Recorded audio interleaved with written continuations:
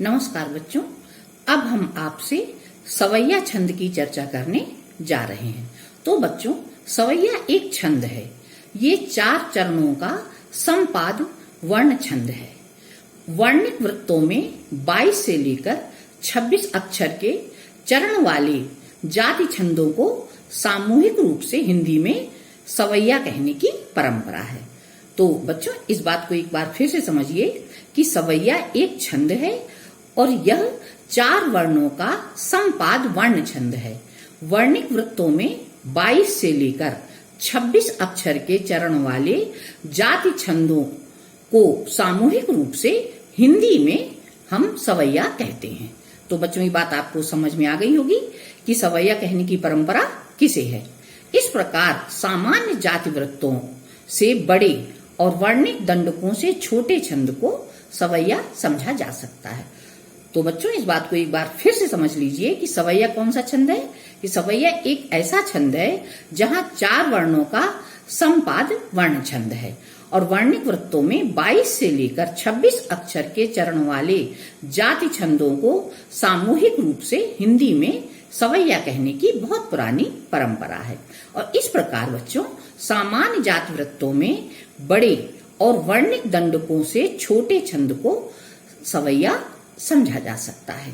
अब सवैया छंद की एक पंक्ति में कितने वर्ण होते हैं, ये बात भी जानना हमारे लिए आवश्यक है।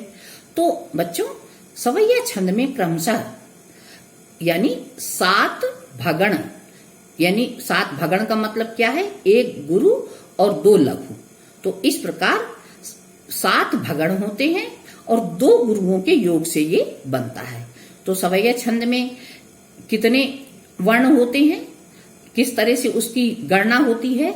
तो उस छंद में क्रमशः 7 भगण और 2 गुरुओं के योग से सवैया छंद बनता है। अर्थात इस छंद में 7 भगण होते हैं और 2 गुरु, यानी कुल 33 वर्ण प्रति पंक्ति में होते हैं। यानी प्रत्येक पंक्ति में इस प्रकार 33 वर्ण होते हैं। तो बच्चों, इस प्रकार ये सवैया छंद है। और सवैया छंद के कुछ भेद भी हैं जिनको भी हमें जानना बहुत आवश्यक है।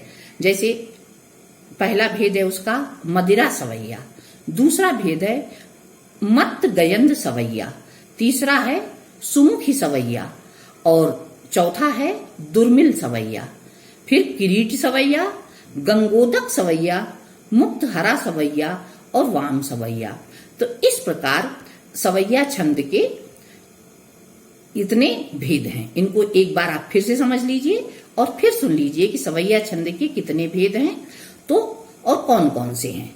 तो पहला है मदिरा सवैया, दूसरा है मत्त गयंद सवैया, तीसरा है सुमुखी सवैया यानी सुमुखी सवैया और चौथा है दुर्मिल सवैया और पांचवा है किरीट सवैया और छठा है गंगोदक सवैया, फिर मुक्त हरा सवैया और फिर वाम सवैया। तो इस प्रकार बच्चों, ये सवैया छंद की आपको हमने अभी परिभाषा बताई और सवैया छंद की कितने प्रकार होते हैं और उसको एक पंक्ति में कितने उसमें वर्ण होते हैं, ये बात हमने आपको समझाई। अब ये है कि सवैया छंद कैसे लिखें, ये भी एक महत्वपूर्ण बात है। तो इसे भी समझिए। सवैया छंद में समतुकांत 4 समान चरण होते हैं।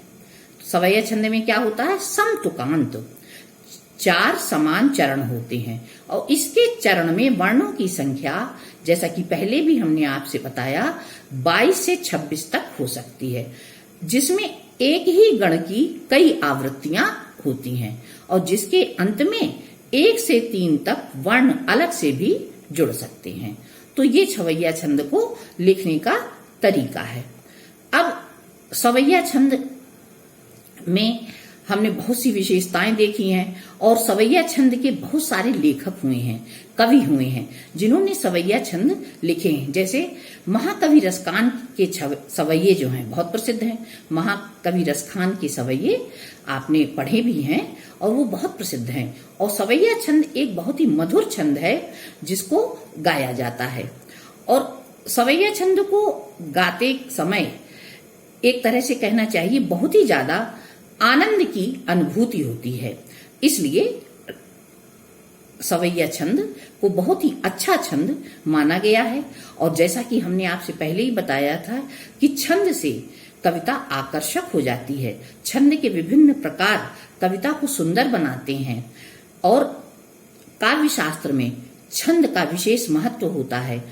तो उसी प्रकार सवैया छंद वो काव्य को बहुत ही आकर्षक बनाता है और बहुत ही सुंदर बनाता है। तो बच्चों, आशा है कि आपको सवैया छंद समझ में आ गया होगा। धन्यवाद।